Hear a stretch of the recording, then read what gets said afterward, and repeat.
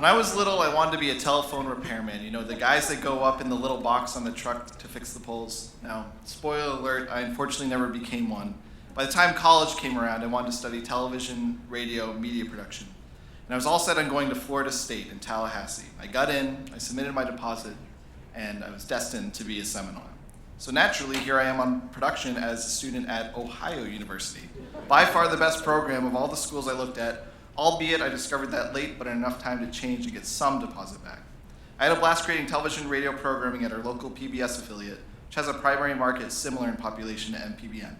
I was doing real programming and excelling at it. I loved my experience at Ohio University, even though I'm not quite sure how I wound up there. I wouldn't change a single thing about it, despite knowing I'm not working in my major. I did lots of things. For example, here, designing and building the winning homecoming float, our mascot, a bobcat made out of raw recycled materials.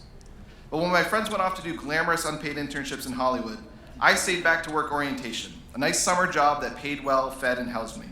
That's right, my career in education started because of the money. My director prophesied that some of us would be inspired to have a career in higher education, and I scoffed at that. I was just in it for the perks. There's no way I was going to grad school. Now hold that thought for a second and let it linger, because seemingly unrelated around this time, I decided to fly home for spring break from Pittsburgh International Airport. I was stranded there for 36 hours when a blizzard hit, wiped out my airline system. No flights out. I took a bus to Maine, 13 hours, vowing as we left town, I will never ever come to Pittsburgh again. This is me graduating from the University of Pittsburgh with my master's degree. While in grad school, I was able to fund myself through a graduate assistantship in career services at Carnegie Mellon University. When I interviewed, they said, "Tell us what you know about career services." I said, "Nothing. In fact, this is the first time I've ever been in a career services office." They said, "Well, we need a boy who can lift boxes at our career fair, so you're hired."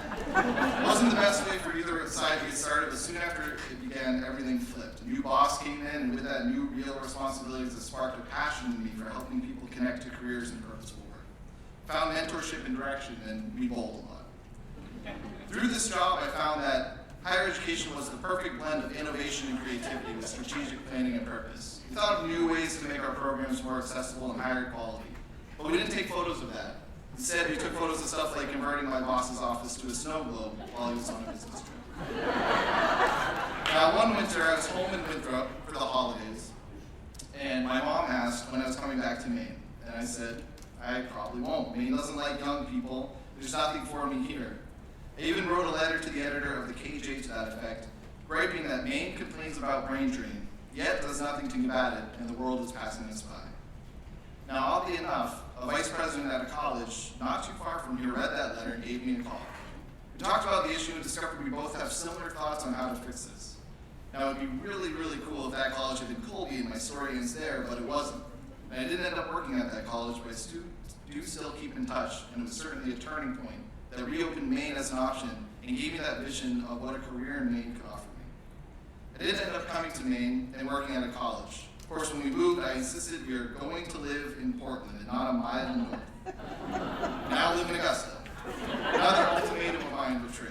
Since returning, I found new purpose, which is proving the old me wrong by identifying and connecting opportunities for young people in Maine, which do exist, and there is a lot here.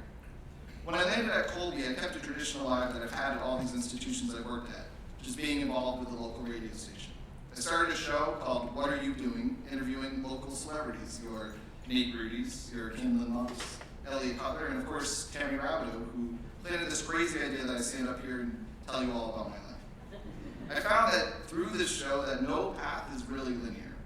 Everyone comes out of different places, offers unique perspectives, and often the leaders and the people in our community that we end up admiring get there in odd ways and get there in an organic way that's unique to them, and they're never quite sure how they wound up in Maine or how they wound up in charge of something. We never know what influences our career decisions, and for me and for many of us, economics played a big factor. When I graduated college, it was maybe the worst time ever to go into media or journalism. So what happened? The summer job became a new career. The girl who I'd eventually marry led me to Pittsburgh, but a phone call led me to Maine, and a radio interview led me here. Now, to my Maine friends, Maine has its surface attractions, but underneath that is a hidden bed of opportunity to create and innovate. It is easy to start something new, to rise in an organization, become a community leader when there is nothing here. We have a large demand for leadership and relatively low supply, which we call a buyer's market. It is very easy to do high-impact work here, but that is the least obvious part of our state. These things that have happened in my career journey, when some seem normal, but when dissected individually are oddly unique. I'm not sure how I wound up in Ohio. I fell backwards into a summer paycheck job that ended up transforming my life. I should have never been hired into that first career services role. What are the chances that someone saw my tiny letter to the editor on the corner of the 6th page and then calls me about it? We think of our career path as a staircase or a ladder that we climb and brings us from recognizable destination A to anticipated destination B. It would be expected that I go from assistant director to associate to director and so forth, but our lives do not really unfold that way, even though we want them to. Instead, our career journey is more like a mountain. We do not climb up. We start at the top and we climb down, with many ways to get to the bottom and many things waiting for us there, depending on the route we take. All paths up converge in the same place, but the paths down diverge and are diverse. You must come down and no one stays on the top. The last thing I'll leave you with is one of the more fun things I've done as a program in my career. It's actually at Bowdoin College, where an alumnus from Lego came and brought hundreds of polar bear Lego kits. That's Bowdoin's mascot. On the left is what it looks like when completed. When I moved up to Colby, I couldn't fathom throwing Legos out. You never really do anything that blasphemous.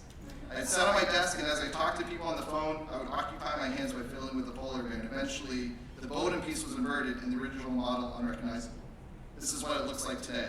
And Lego would not say my new version of their kit is wrong. Instead, they would celebrate it as new, with its own unique story. Something straight from blueprints, now unique to only myself. This is the ultimate metaphor. We have the pieces, and we know what they should assemble to. But what they actually create is typically far different and far more important. Thank you very much.